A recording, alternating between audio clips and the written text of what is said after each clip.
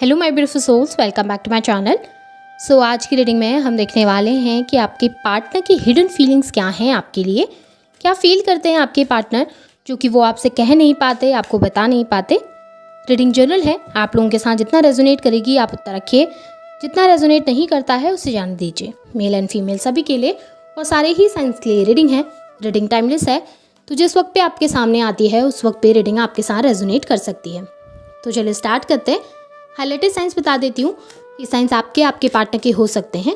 आप लोग fire sign के हो सकते हैं, एरीज, लियो, सैजिटेरियस। अर्थ साइन के हो सकते हैं, टॉरस, वर्गो, कैप्रिकॉर्न। वाटर साइन के हो सकते हैं, कैंसर, स्कॉर्पियो, पाइसिस। और एयर साइन के भी हो सकते हैं, जेमिनी, लिब्रा, एक्वेरियस।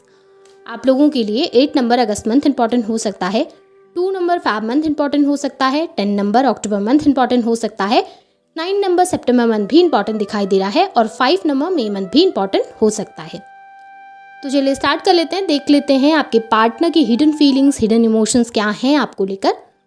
सो यहाँ पे सबसे पहली एनर्जीज में अगर मैं देखूँ तो मुझे ऐसा नज़र आ रहा है ना कि आपके पार्टनर आपके साथ कम्युनिकेशन करना चाहते हैं, बातचीत करना चाहते हैं।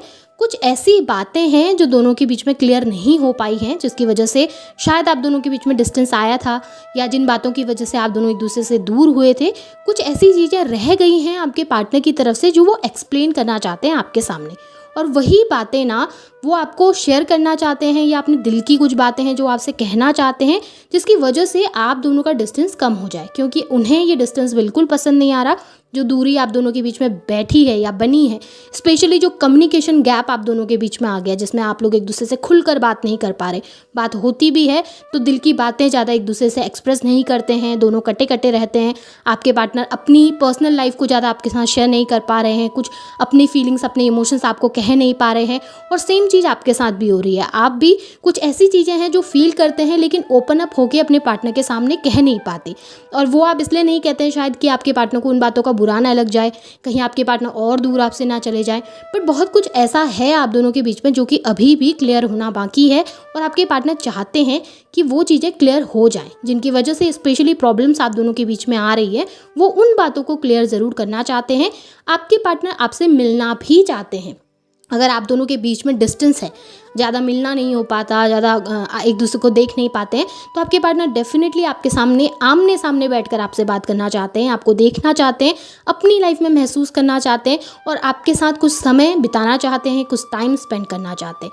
क्लैरिफिकेशन ज़रूर चाहते हैं, क्योंकि यहाँ पर मुझे सेकेंड एनर्जीज़ में भी सिमिलर एनर्जीज़ दिखाई दे रही है, जिसमें ऐसा नज़र आ रहा है कि बहुत सारी ऐसी छुपी हुई बातें हैं आप दोनों के बीच में, जिसका क्लियर होना या जिस चीज़ के लिए क्लैरिफिकेशन देना बहुत ज़्यादा ज़रूरी है।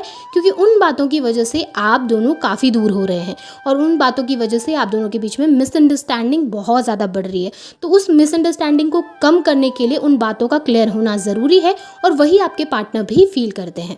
आपके पार्टनर ने आपसे झूठ बहुत ज़्यादा बोले हैं, आपके पार्टनर ने काफ़ी सारी बातें आपसे छुपाई हैं जो कि धीरे धीरे आपको पता चली थी, और उन बातों के पता चलने के बाद शायद आप दोनों के बीच में डिस्टेंस आया था। पर बहुत कुछ ऐसा है जो अभी भी आप नहीं जानते हैं, जो आपके पार्टनर कहना चाहते हैं। इस वक्त मुझे आपके पार्टनर आपको लेकर काफ़ी अट्रैक्टेड नज़र आ रहे हैं, लेकिन एक चीज़ ज़रूर है कि आपके पार्टनर को ये लगता है कि आप अभी आजकल थोड़ा सा रूड हो गए हैं, और आप अपनी लाइफ में फोकस करने लगे हैं, और आप बहुत ज़्यादा चीज़ों के लिए ना क्लैरिफिकेशन मांगने लगे हैं। आपको हर एक छोटी सी छोटी चीज़ में क्लैरिफिकेशन चाहिए, जिसकी वजह से उनको लगता है कि आपके अंदर उनको लेकर ट्रस्ट कम हो गया है। अब आप विश्वास नहीं कर पा रहे, बिलीव नहीं कर पा रहे। तो कभी कभी वो डरते हैं कि अगर वो अपनी सच्चाई आपके सामने कहेंगे तो शायद आप बिलीव ना करें, शायद आप ट्रस्ट ना करें, शायद आप उनके ऊपर फिर से भरोसा ना कर पाएँ उस तरीके से जिस तरीके से पहले करते थे। तो इस वजह से वो थोड़ा सा चीज़ों को ना स्लो कर चुके हैं, या उस वजह से शायद चीज़ों को आपके सामने एक्सप्लेन नहीं कर रहे हैं, आपको एक्सप्रेस नहीं कर रहे हैं। लेकिन एक चीज़ है कि आपको लेकर बहुत ज़्यादा अट्रैक्शन है उनके मन के अंदर, बहुत सारी फीलिंग्स भी हैं, बहुत सारे इमोशंस भी हैं, जिसे वो खुलकर आपके सामने कहना चाहते हैं। लेकिन इतना सब कुछ होने के बावजूद भी हो सकता है कि आपके पार्टनर रूड बिहेव कर रहे हों। यहाँ पे मुझे ये भी नज़र आ रहा है कि आपके पार्टनर कंफ्यूज्ड हैं 2 सिचुएशंस को लेकर। अब ये हो सकता है कि आपकी लाइफ में कोई थर्ड पार्टी सिचुएशन है, और थर्ड पार्टी में उनकी मदर है, क्योंकि मुझे मदरली एनर्जीज भी दिखी हैं। तो हो सकता है कि उनकी मदर की वजह से वो आपके सामने नहीं आ रहे हैं, आपको एक्सप्लेन नहीं कर रहे हैं चीज़ें, या फिर उनकी अदर कोई रिलेशनशिप हो सकता है, या किसी के साथ अदर इन्वॉल्व हो सकते हैं। मतलब यहाँ पे कोई इमोशनल बॉन्ड मुझे ज़्यादा नज़र आ रहा है उनका, जिसकी वजह से ना वो चॉइस नहीं कर पा रहे हैं, सिलेक्शन नहीं कर पा रहे हैं, एक डिसीजन पे नहीं आ पा रहे हैं। इस वजह से उनके माइंड माइंड में काफ़ी ज़्यादा चीज़ें चलती रहती हैं। कंपैरिजन की एनर्जी भी डेफिनेटली है यहाँ पर, आपको कंपेयर भी किया जा रहा है उस पर्सन के साथ, और कंपैरिजन में ना आपकी पॉजिटिविटी को देखा जाता है। ऐसा नहीं है कि नेगेटिव सोचते हैं, बट उनके साथ जब वो कंपेयर करते हैं ना तो वो आपको बेटर पर्सन के तौर पर देखते हैं। उन्हें ये नज़र आता है कि ठीक है, आपने कभी कोई गलती नहीं की है, आपने लॉयल्टी रखी है, आप रिस्पेक्टफुल रहे हैं इस रिलेशनशिप में, और आपकी तरफ से जो प्यार था वो कभी भी कम नहीं हुआ। आपको एक ऐसे पर्सन के तौर पर देखते हैं ना जिसके अंदर उनको सारी खूबियाँ नज़र आती हैं। आप एक लवर भी हैं, आप एक मदर भी हैं, मतलब अगर आप मेल हैं फीमेल हैं उससे मतलब नहीं है, लेकिन आपके अंदर वो एनर्जीज़ हैं, केयरिंग एनर्जीज़, मदरली एनर्जीज़। तो आपके पार्टनर उस तरीके से आपको डेफिनेटली देखते हैं और अप्रिशिएट भी करते हुए नज़र आ रहे हैं। इस वक्त पे अपने ना कैरियर पे ज़्यादा फोकस दिखाई दे रहे हैं आपके पार्टनर। अब ये भी हो सकता है कि उनका कैरियर स्टेबल नहीं है इस समय पे, डिपेंडेंट है अपनी फैमिली के ऊपर फाइनेंशियली, जिसकी वजह से हो सकता है आपके लिए एक्शन ना ले पा रहे हों, या फिर फाइनेंस का कोई इशू है जिसकी वजह से आप दोनों के बीच में डिस्टेंस आई है। अब ऐसा भी हो सकता है कि आप थोड़ा सा सोसाइटी का इमेज कॉन्शियस हो सकते हैं आपके पार्टनर, या फिर हो सकता है फैमिली का बैकग्राउंड थोड़ा डिफरेंट है, आप एक अच्छी फैमिली से बिलोंग करते हैं या आपके पार्टनर एक अच्छी फैमिली से बिलोंग करते हैं, तो उसकी वजह से थोड़ा सा डिफरेंसेस आ जाते हैं आप दोनों के बीच में, जिस वजह से भी हो सकता है कि वो एक्शन लेने से थोड़ा सा घबरा रहे हैं। क्योंकि यहाँ पे मुझे इमेज कॉन्शियस भी वो दिखे हैं जहाँ पर उनको सोसाइटी में अपने नाम की, अपनी फैमिली के नाम, मान प्रतिष्ठा की बहुत फिक्र है। हो सकता है आप लोगों के बीच में कास्ट डिफरेंस हो, फाइनेंशियल इशू ना होकर कास्ट डिफरेंस भी हो सकते हैं जिसकी वजह से एक्शन नहीं ले पा रहे हैं। लेकिन एक चीज़ ज़रूर है कि ये सब चीज़ें बाहरी दिखावा है, वो बाहरी दिखावट की वजह से वो ये सब चीज़ें करते हैं, लेकिन जब अंदर से फील करते हैं ना तो उनको ये होता है कि आपके साथ फैमिली देखनी है, आपके साथ ग्रोथ देखनी है, और आपको अप्रिशिएट भी करते हैं। और उन्हें ये भी लगता है कि जब आप उनकी लाइफ में होते हैं तो उनकी लाइफ स्मूथली चलती है, उनकी लाइफ में ग्रोथ आती है, उनकी लाइफ में सक्सेस आती है। और आप एक ऐसे पर्सन है ना जो किसी भी सिचुएशन में एडजस्ट कर सकते हैं, किसी भी सिचुएशन में रह सकते हैं, और वो चीज़ें आपके पार्टनर को अच्छी लगती हैं। मुझे ऐसा नज़र आ रहा है आपके पार्टनर ना पास्ट और फ्यूचर में बहुत ज़्यादा स्टक हो गए हैं, बहुत ज़्यादा स्टक। वो पास्ट के बारे में इतना ज़्यादा सोच रहे हैं और आने वाले फ्यूचर के बारे में इतना ज़्यादा सोच रहे हैं कि वो प्रेजेंट सिचुएशन में कॉन्सेंट्रेट ही नहीं कर पा रहे हैं और प्रेजेंट सिचुएशन में कोई एक्शन ही नहीं ले पा रहे हैं।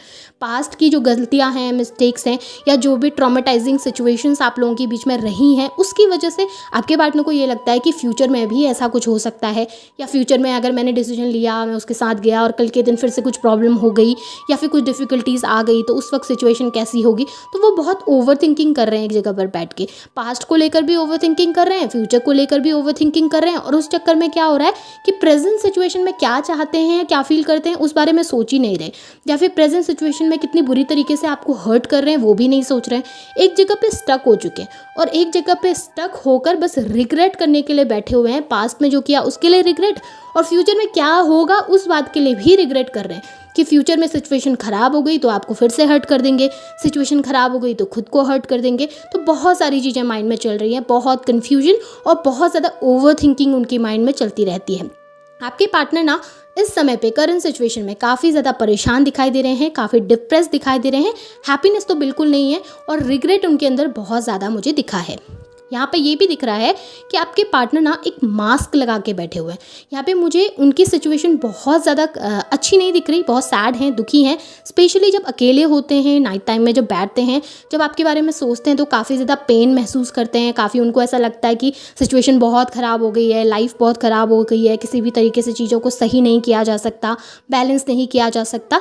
बट ना सोसाइटी के सामने, लोगों के सामने, सबके सामने, आपके सामने एक मास्क लगा कर बैठते हैं जहाँ पर दिखाते हैं कि वो बहुत स्ट्रांग है, उनको कोई इफेक्ट नहीं पड़ता, उनको कोई फ़र्क नहीं पड़ता आप रहें या ना रहें।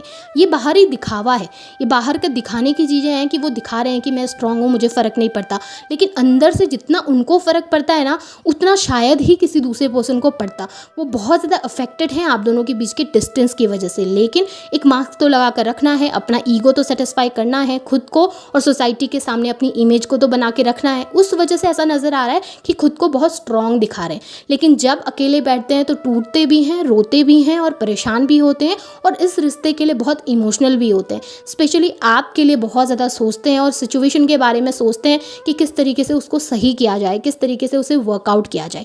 अब ये उनके हिडन इमोशन है। डेफिनेटली ये चीज़ें वो लोगों के सामने कभी एक्सप्रेस करेंगे ही नहीं, क्योंकि हिडन है ना, वो चीज़ें उनके अंदर चल रही हैं, उनके मन के अंदर चलता है इतना सब कुछ, उसे वो लोगों के सामने कह नहीं सकते, उस फीलिंग को वो लोगों के सामने एक्सप्रेस ही नहीं कर पा रहे हैं। और लोगों के सामने तो छोड़िए, वो आपके सामने भी एक्सप्रेस नहीं कर पा रहे हैं और खुद भी एक्सेप्ट नहीं कर पा रहे कि वो आपके लिए कुछ फील करते हैं।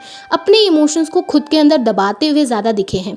आपके लिए फीलिंग्स है, आपके लिए इमोशंस है, कम्युनिकेशन आपके साथ डेफिनेटली आपके पार्टनर करना चाहते हैं और पॉजिटिव सोचते हैं, ऐसा कुछ नेगेटिव आपके लिए नहीं सोचते हुए मुझे दिख रहे हैं।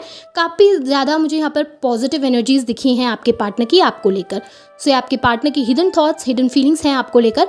होप आपके साथ रेजोनेट हुई होंगी, एनर्जीज रेजोनेट हुई हैं तो इन्हें क्लेम कीजिए, लाइक कीजिए, शेयर कीजिए, चैनल को सब्सक्राइब भी ज़रूर कीजिएगा। Thank you.